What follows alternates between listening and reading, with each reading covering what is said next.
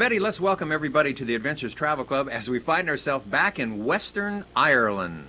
Isn't this beautiful country? Oh, golly, it's so fun to relive that adventure that we had. How fortunate we are. Indeed. Now, this is what we would call W.B. Yeats country, and you've read some of Yeats's writings, haven't you? Yes, I read it, but it was, we had to read Yeats when we were in high school and in college. It was required reading.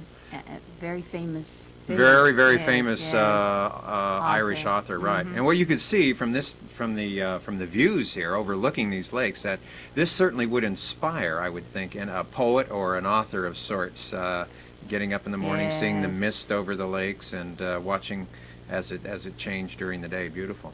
This was a great place right here too, Yeah, this was a beautiful little area that our bus driver guide happened to find one day by accident, and it's a grotto is what it is, and there's a natural spring or a natural well here, and the water just looks as clear as it can be, and people do stop here for reflection, or if they want to stop for prayer, because they've made it into a place where you could, have do whatever you want. Do whatever you want. Your own thing there. A spiritual thing, That's if you want, or have a picnic. I guess it wouldn't make any difference. And they actually didn't know who was the instigator of this, how it got started, but it's been very widely used now by tourists and pilgrims. Yeah.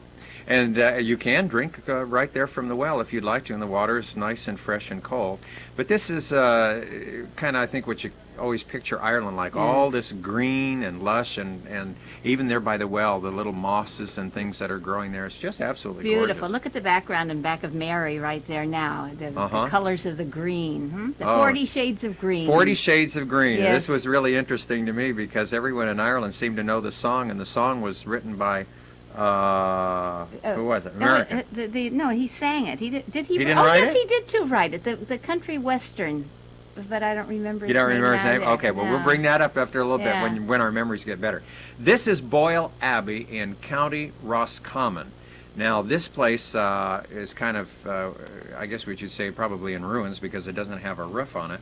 But it has quite a history, and in fact, there was an awful lot of fighting over this, even between, I guess, the religious groups. But it was established around the year 1161 by Abbot Maurice O'Duffy. Oh, Duffy. That sounds a little Irish, doesn't it? I think so. Anyway, it went through all sorts of metamorphoses with people fighting over it, and it was occupied by the military at one time, and it has quite a history, and you could take quite some time if you wanted to go through this. Magnificent, really. You can get an idea of what it must have been like in its prime. The thing that really amuses me about this, Marv, is that at one time it was owned by a family of O'Neills, and we had O'Neills traveling with us. And not only that, but the O'Neills traveling with us live on Cromwell Street here in Fresno. If that isn't something, an O'Neill on Cromwell. And I think Cromwell was probably one of the fellows that was responsible for the destruction of that. Sure, it was. Eventually. Well, we're going to go into a little village, and we're going to stop for lunch. And we're going over the Shannon River, actually. Now, this is just one of the little estuaries right there. And here's the river right here. Yeah. And I think this is beautiful. Marv, you know you can rent those boats out there and have a week's vacation or however long you want. They have cooking accommodations, and you can just pull up and stop wherever you want. It's really great. You mean take your vacation on a rented boat there? Yeah, like, sure. Oh, I see, like one of these boats here. Right there, like that one right there. That would be a great thing to do. And see, they have a little boat in the back for if they want to park and go do some fishing or something. Oh, that's great. Well, the Shannon River is the largest and longest river in Ireland, and I imagine that would be kind of fun. What do you say now? Let's stop at a little pub and have some lunch, Betty. Sound like a good idea? Sounds like a good idea. Okay, you do the ordering. Dark shandy? Yeah. Dark shandy. Yeah. Betty, I think maybe you better explain to the people what a shandy is. Oh my! Shandy, I think. Shandy, yeah, that was one of your favorites. It's it's beer mixed with lemonade. Sounds terrible. Oh, but it's good. I don't think so. I thought it was awful. Oh, I liked it. I thought it was great. Well, we stopped here for lunch, and we did have a marvelous time.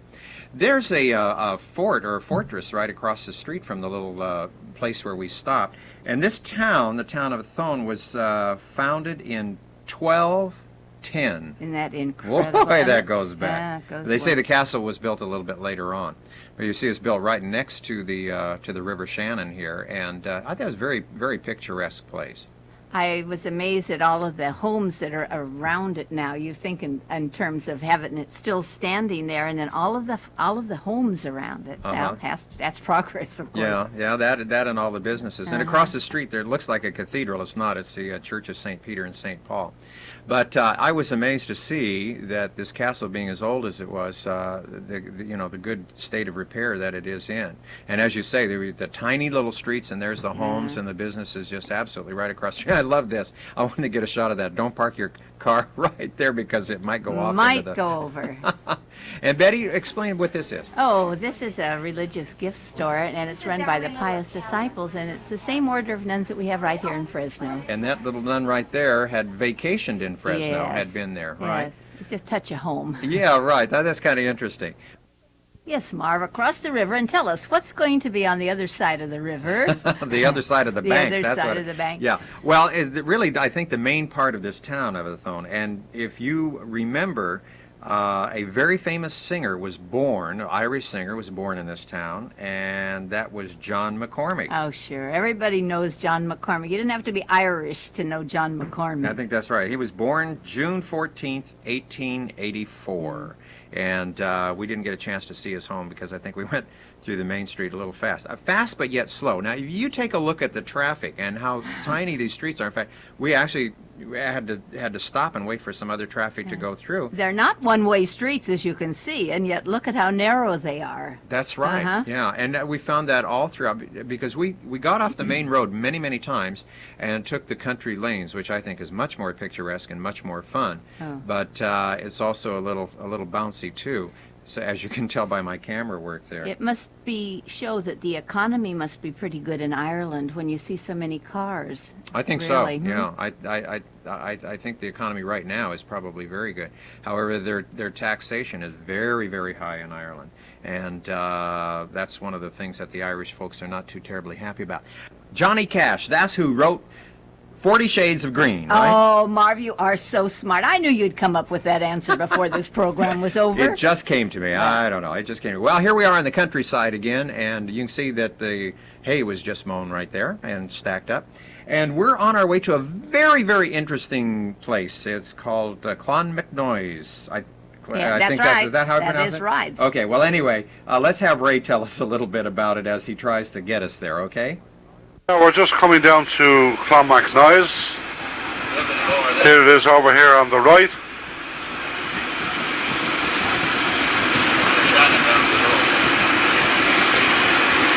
And that's the Shannon there in front of us.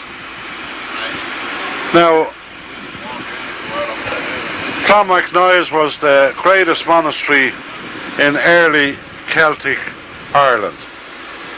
And to say it was a royal city and a mausoleum for kings. And the last king, High King of Ireland, was here, Rory O'Connor. And he was buried here in 1198. Yeah. And the site is it's a perfect example of fertile isolation, which was favoured by the monks of the early church. The monastery was founded here in the 6th century in the year 545 by Saint Kieran. He had been living on an island in Lough Ree called Inishangan or Hare Island, and he came here with 7 other monks to found the monastery. Now, a local chieftain named Dermot O'Carroll gave him the land on which to build his monastery, and he helped him to lay the first corner post for the first church here in Clonmacnoise. Kieran lived about 6 months after founding the monastery. He died at the age of 33 from jaundice. The annals recorded as yellow fever, but we presume it was jaundice. And his friend St. Kevin of Glendalough was with him when he died. But after Kieran's death, the monastery grew in size and importance, and by the year 800 it had developed into a great seat of learning, similar to our present-day universities, and students came here from many parts of Europe. Now, as an ecclesiastical centre, it was second only to Armagh, but as a seat of Irish art and literature, it was second to none. And as well as literature and art, the monks taught the students the art of stone carving. And we have a great collection of grave slabs dating back from the 8th century. We have 300 in all listed. Now, they are not all on display. We had a gallery of them here at one time, but they were beginning to weather, and a few were stolen as well. So they had to bring them indoors. And the only ones on display are the ones in the visitor centre inside. But they have excavated a site down here for a new visitor centre. And next year, if you come back again, please God, you will see them all on display. And some of them are really beautiful. But I was saying they taught them the art of stone carving. Now, that would be from about the 8th to the 11th century. And then they taught them the art of silver engraving. Now, many of you might have heard of the beautiful Clonmacnoise crozier. It's a beautiful silver engraved crozier, which was found here in the 19th century. And that was done in the 11th century. And it was found in St. Kieran's grave in the little church, which we will visit in a few minutes. Now, what you see today now is just the nucleus of what Clonmacnoise once was, because it was quite a big town. It's in some poems referred to it as St. Kieran's City. And in the year 830, they recorded a population of about 3,500 living here within the environs of Clonmacnoise. It actually stretched back in that direction for about 2-3 miles. But there are really no trace of the original buildings. Now, the earliest buildings here the churches were of wood, probably oak, and they had thatched roofs. And the monks lived in little beehive huts made of clay and wattle. And the earliest stone building here was put up in the 8th century, and that was St. Kieran's little church. We will be coming to that in a few minutes. And the next oldest building is the one up there with the little plaque over the doorway. That was built in the 9th century. Now, what remains of the site today are the ruins of 8 churches, the 2 round towers, 2 high crosses, and part of a 3rd high cross.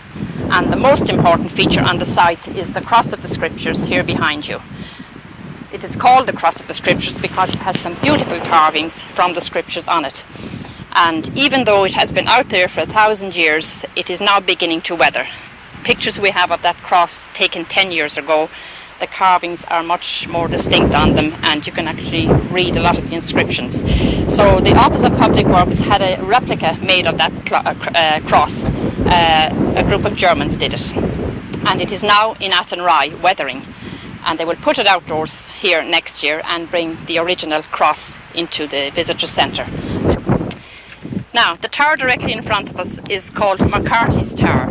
And there is a little church called Temple Fingan built into that church. And there are only 2 places in Ireland where you will find the church and the tower actually built into each other. And the other one is at Cashel, the Rock of Cashel. I don't know if you're going there or not. But the conical tower on that is the original from the 12th century. And it has a lovely herringbone design on it. It's difficult enough to see it from here, but when you see the pattern in books inside, it had a lovely herringbone design on it. But it was not used as a place of refuge. There is no stairway in it. The door is at ground level, so we know it was used solely as a bell tower. And as I said previously, one of the bells from that is in St. Mary's Protestant Church in Athlone. Now, the church with the roof on it down here was built in the 11th century by the O'Connor kings of Connacht. And the little window, the smallest window on this side, is the original window from the 11th century. And that church was re-roofed in 1910, and it is still used by the local Protestant community for services 4 times a year. They come here in May, June, July and August. And they have their Patron Sunday, just as we have our Patron Sunday here in September. And the Malone family vaults are at the back of that church. You'll be able to see them when you walk around. So all the school children, the groups we bring here, come looking for the water well, dipping in the fingers, and I think they're cured sometimes. But anyway, it's really a ballon. A ballon was a hollowed out stone. And they believed the hospital was situated somewhere within this area because these stones were used to mix herbs for the hospitals. They would pound them into it with a pestle or a mortar, the leaves and the flowers and things they collected, which healed their wounds and made them better. And you will find these at many monastic sites. There is also one in Glendalough. St. Kieran, by the way, was a great friend of St. Kevin of Glendalough, and St. Kevin was with him here when he died in Clonmacnoise. This now is the cathedral, and was built in the early 10th century by Abbot Coleman and King Flann, the king to whose memory the cross of the scriptures was erected. And the beautiful Gothic doorway was put in the 15th century by Dean Odo Malone, and it's sometimes referred to as Odo's doorway. And it actually has a whispering arch. The sound carries right around from one side to the other.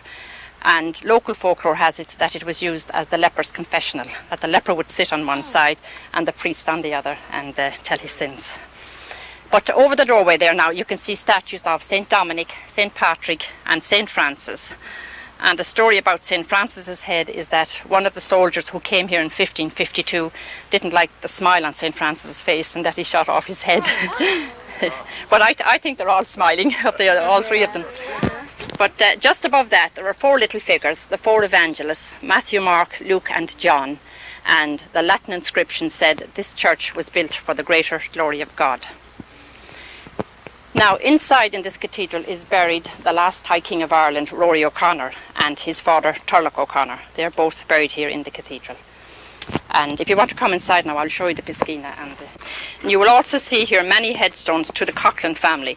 The Coughlin family restored this cathedral in 1647.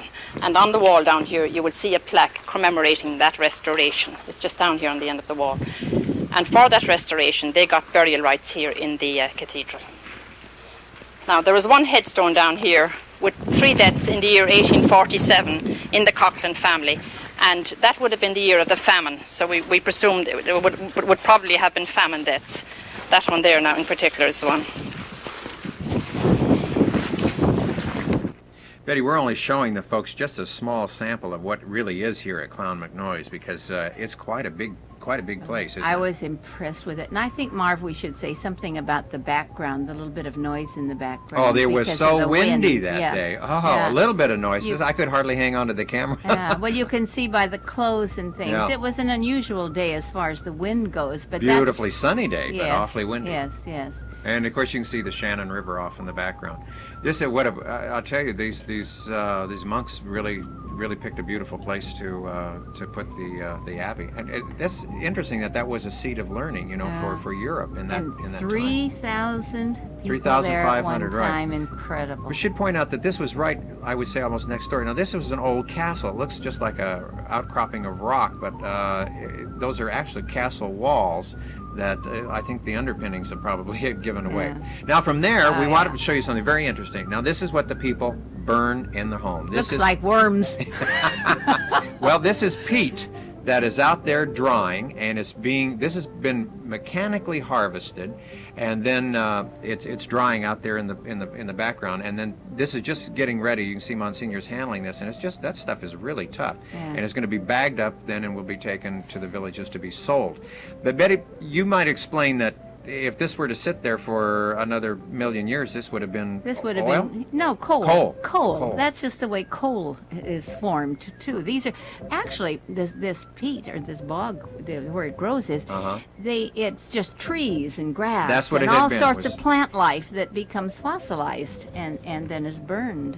So, and it's there, it seems to be very plentiful. Yeah. I always thought that when they talked about the bogs that you'd be seeing this swampy marshland and kind of spooky like. Yeah, but it wasn't anything like that at all. Uh-uh. In fact, we found the bogs up in the high mountain areas and just all over. But this is wonderful because this stuff is just like gold. I mean, this is what the people burn. Now, if you look in the background, you can see there's like a cliff that's about 20 feet high, and that's being harvested. That is actually part of the peat right there that we also see now drying in the foreground, and you can see it's going to be sacked up and then again taken and sold. But in some areas, you can actually go out and dig the peat by hand by yourself. I guess wait for it to dry, come back, and then. Sure, the little farmers themselves, that's how they would do it if they had it on their own land. Sure, Because we used to see piles of it, on the side of the house, waiting for it to dry out. And what they did actually find gold in some of those peat That's mosses, right, because didn't they, during the times of the persecution, they used to hide a lot of the silver and gold out in the bogs, and then, of course, people died and they forgot about it, and so now some people are actually finding treasures out there. That's where those metal detectors come in handy, yeah. Certainly does. Well, from there, we're going to Shepherd's Corner, and this is a B&B which some of our travelers stayed at. Isn't this beautiful? It is gorgeous. Beautiful trees there, and a beautiful home that they had.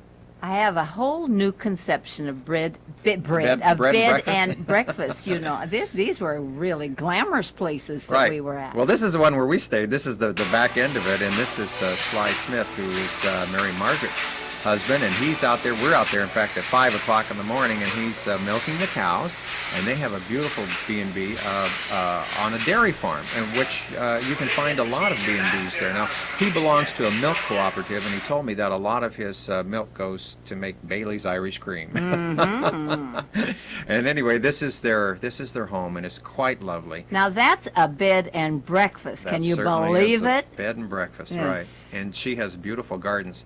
Betty, I wanted to get a shot of this because this is heather. Now, it really hasn't started to bloom yet, but Mary Margaret had this in her front drive, and these are various types of various varieties of heather. Is that like a ground cover, Marv? It that's looks there? that way to me because later on, about a week or so afterwards, it was starting to bloom up in the hills, and you could see then the heather, the beautiful color of it, and it hasn't really bloomed yet here. But I had never seen heather before. I didn't know what it looked like or what color the basic plant was, so I thought, well, let's just take some pictures of it here so we can take a look at it and see. But so I was, again, surprised. And this is Mary Margaret. Yeah. And again, they're redoing this beautiful farmhouse, so she doesn't have her kitchen quite all in order. But boy, when she finishes with that, it's going to be a Yes, beautiful it's country kitchen. Lovely, lovely, lovely. So several of us stayed here. We stayed at 3 different places, the B&Bs, and I should explain that Mary Margaret is the niece of Monsignor Lazarian Byrne, who was with us on the trip. Doesn't that look beautiful? Oh, I'm getting hungry. Quite a selection. This is a full Irish breakfast. And it is really great. And what do they call bacon? Rashers. Rashers. Rashers. Yes. Rashers. Unfortunately, they don't cook it quite enough for me. I have to have it go back and get it a little burnt. Well, this we should explain on the right is Sylvester, Mary Margaret, Monsignor's sister-in-law Kate, and Monsignor's brother Mike. And they were such wonderful, hospitable people. Oh, yes. True Irish hospitality. You're not a stranger when you go to Ireland. You No. were just immediately taken in, and you are a member of the family. And loved. It's so nice. Right, and the Irish sense of humor, I think I just couldn't get over. I don't care where we were, the people were absolutely marvelous. I'd never heard a unkind word. Well, it's just about time for us to leave the B&B and continue our trip. Bye-bye. My mother was born down the road here, and my uncle died, and his wife and family, 3 of whom are handicapped, are living here. One of my nephews was born with thalidomide, hand like that, but he's driving the tractors and everything all over the land, and she was a wonderful woman. Takes care of those with the 3 of them out of the 5. They got married late in life, my uncle. You know how the old days were, the 3 boys stayed in the house and the mother had to be gone and the other 2 before the other folk get married. They say, there's the house in there. That's my grandmother's house right in there now. There's a well at the bottom of the yard, and you never drank anything like the well out of the water. They have a bucket. Does any family live there now? Oh, the kids and all are there, and that's where they live. And that's where I spent my days in the summer when I came home from holidays, out on the farm there. So, you know, a little dip in the road, you know, and at night time the moon would shine through the trees, and there was always supposed to be a ghost here in the Hollow Ballyone. We were all scared to death riding bicycles through here. But down here in a minute. It's just a little hollow in the road.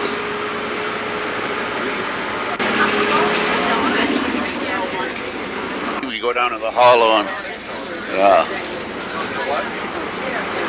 this was supposed to be haunted, you know. You'd be riding our bikes in the winter and I'd be scared to death coming down here.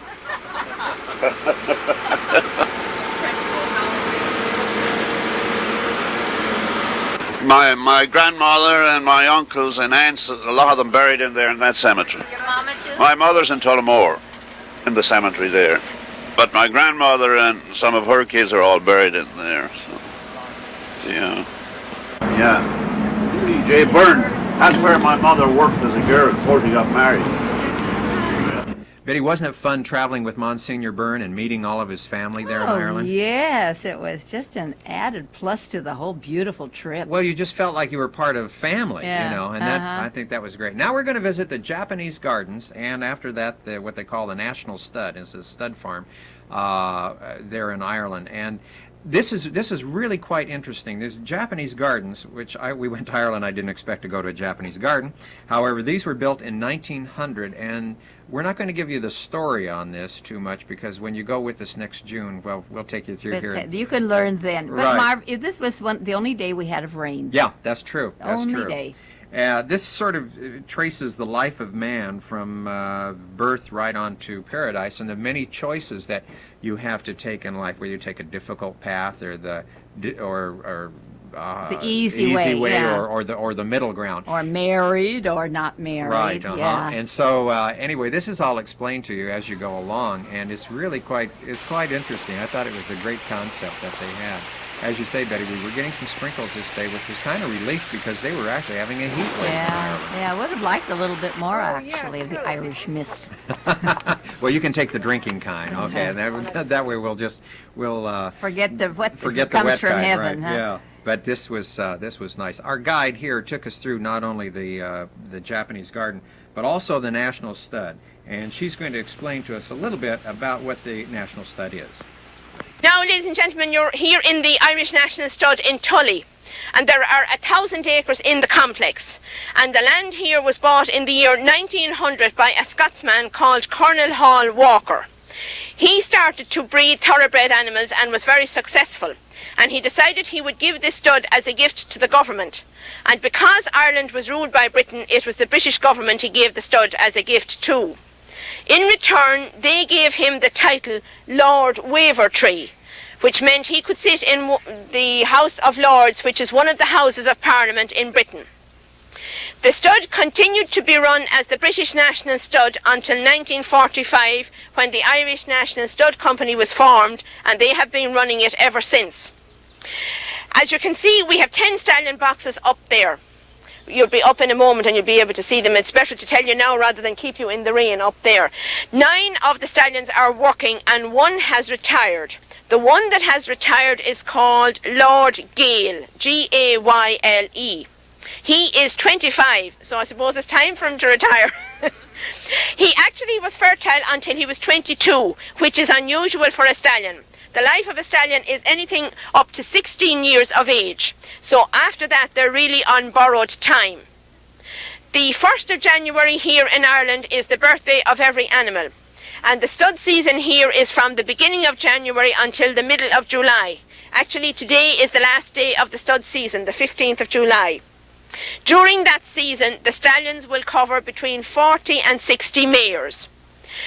7 of the stallions we have are for covering flat race horses only, and 2 are dual purpose, Yash Khan and Tremblant. They cover for flat race and steeplechase horses. And Tremblant, because he is dual purpose, this year covered 150 mares.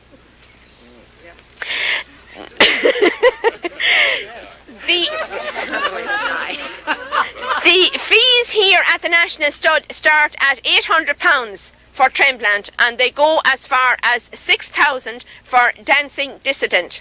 Now, Dancing Dissident is one of 2 new stallions we bought last October. Be My Native is the other one.